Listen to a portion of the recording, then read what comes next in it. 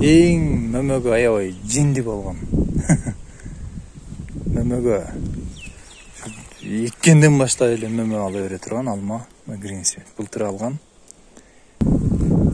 Алмалар быйыл аябай жакшы, Кудайым буйрса, өтө сонун. Груша, алма. Мен Кудайым буйрса видеолорду тартып көрсөтүп турам. Грушанын кайсы сорту жакшы экенин дагы көрсөтөм. 3 сорту бар грушанын, 3 сортун эккенмин. Булар ушу голден, мына ушу голден туугандар. Гүлдөшүн караңыздар. Ассаламу алейкум. Бүгүн 2022 жыл 17 апрель. 2020 жылы эгилген бакка кыскача жүзүмдөр ойгон элек, эмеи ойгон баштаптыр. Жүзүмдөр менин оюмча быйыл көмбөй ойгон болчумун көрөйүн деп. Быйыл анча деле суук болбоду, бирок ошентсе дагы жүзүмдөрдү суук ургандай азыраак гана жанданып турат. Эми гүлөс болсо алгачкы гүлүн алыптыр. Негедир өткөн жылы жалаң ростко кетирип алганбыз. Жыл бою кой бергенбиз, жыл бою өскөн. Ошол туура эмес болгон нерсе. Өткөн жылы эле буларды түшүмгө направление бериш керек болчу. Ошол себептен быйыл 3 жылда энди анча-мынчасы гана гүлдөп турат. Бирок көчөттүн жетилиши аябай зор.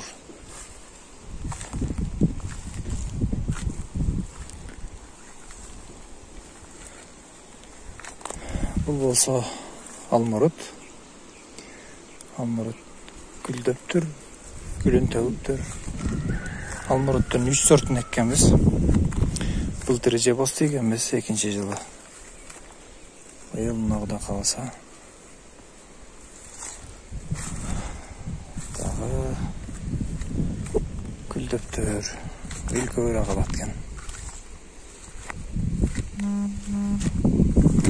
Мынакей баама карасаңыздар, ушул эң жакшы гүлдөгөн. Былтыркы буттагы болсо, ошо былтыркы буттагы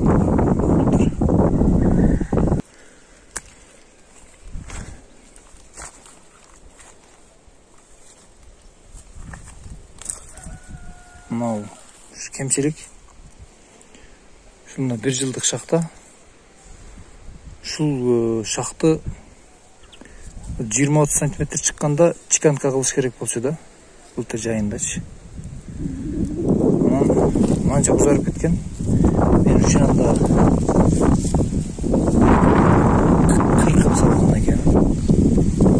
Мына ошо 40 жерден гана эң акырынан, анча узун жерден гана эң акырынан мөмө байлапты. Бул кемчилик. Бул нерсени чеканка кылганда мына ушул мөмө бул жака жылмактагы мөмө шакка жакыныраак болмок.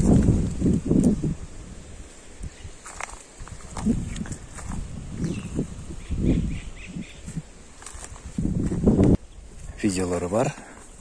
Аябай көп алган былтыр дагы, быйыл дагы мына ачык жерин калтырбай мөмө байлап алыптыр. Өтө жакшы. Эгерде көчөттү көп түрдө эге тургандар болсо, анда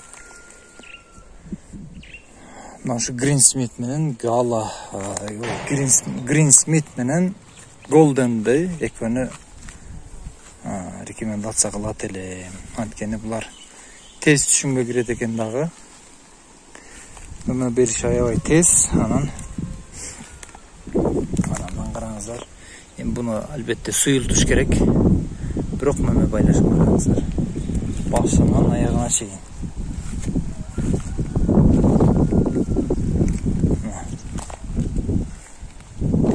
Гринсмит. Көчөттү быйыл Кудай кааласа аябай жакшы караш керек.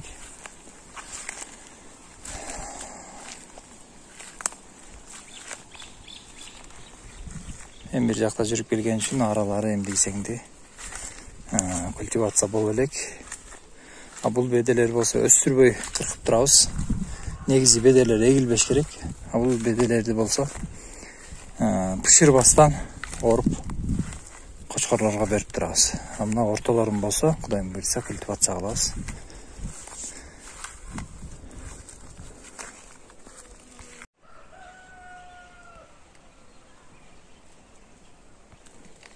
Ал эми булар болсо быйыл гүлдөдү алманын 5 сорту бар бул жерде. 5 сортунан экөө аябай жакшы немеден өттү, сынактан өттү.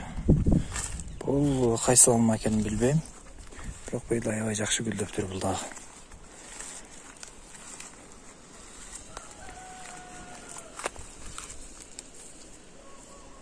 Срочно дарылаш керек болуптур. Гүлүн төгөрү менен.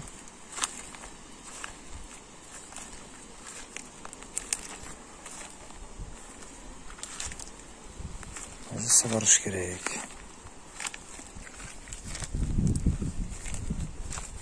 Дагы эстетип кетем, бул болгону быйыл 3-жылга жазга старт алган көчөттөр.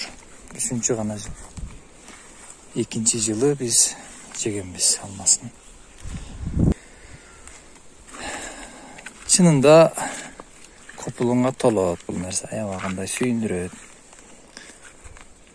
Мен абдан кубанычтамын ушул нерселерди эгип тажрыйба кылып атканыма. Эми албетте бул нерселер мурунтан эле бар адамдар уже эгип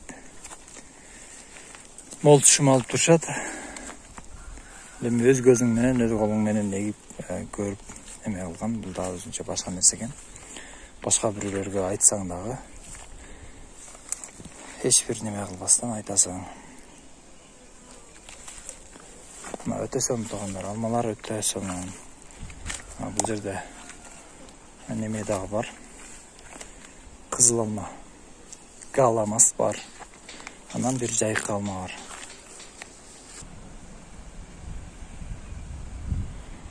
Ушу голден.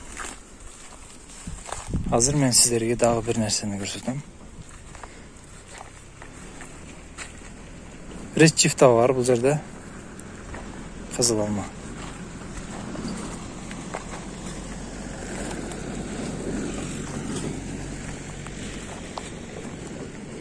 Бул жерде нектарин, анан кийин шабдолу, түктүү шабдолу эгилген. Мына ушул шабдолу. Шабдолу аябай кандай гүлдөгөн болчу, бирок бүчүрө алган болчу. Бирок жамгыр, кар жааганына байланыштуу дагы үшүгүп кеткен экен. Бирок ошентсе дагы быйыл бар. Быйыл алабыз. Толуу райондорго менимче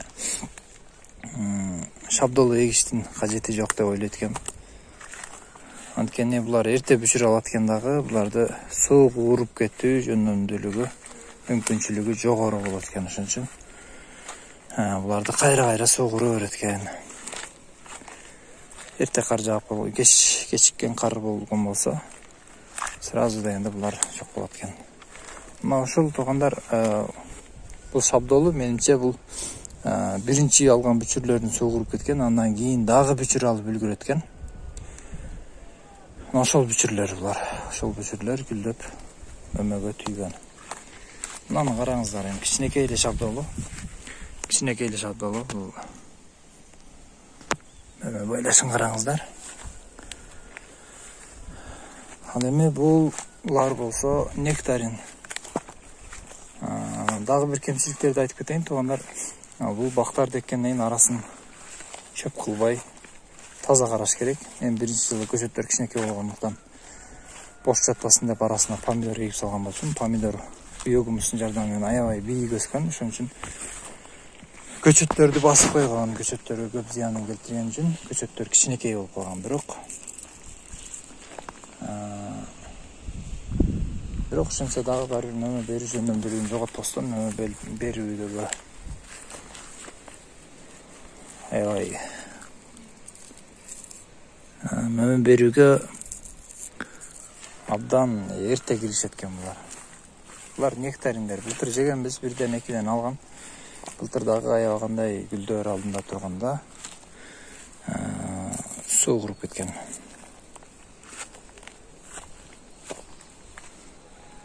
Эгерде арасын бош калбасын десеңиздер, мына ушундай жапсыраак кылып пиязбы, жапыс өсчү нерселерди сабизби жеткирбестен ошондо дагы 60 сантиметр кеминде көчөткө жеткирбестен эксе болот.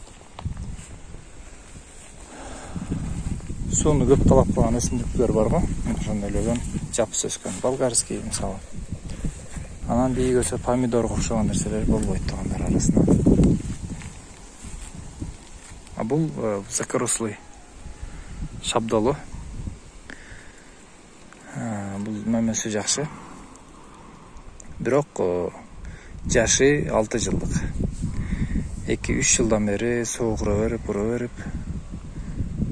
мөмөсүн көрө элекпиз эле. Быйыл бирок абдан жакшы алып тур көрөбүз. Мына бул курма, Каракулжа районунда курма дагы өсөт. Кышында оролуш керек, бирок сөзсүз түрдө оролуш керек. Эстетип кетсем, бул жер, ушул көчөттөр эгилген жерлер 6 гана сотук жер. Именно көчөттөр турган жер 6 сотук жер. Ушул жерге 175 түп көчөт баткан. Полукарликовый. Аралыктарды бастандар тегип койгонбуз. Бирок жөөг аралык, бул жака трактор кирбеген үчүн жөөг аралык жакын.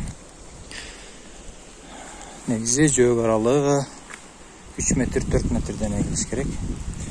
Бул да курма. 2-нчи жыл. Местный көчөттөр.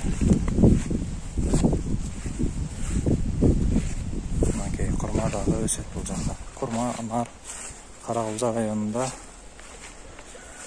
өсөт, мөмө берип аткандар дагы бар. Коркпой эгиңиздер.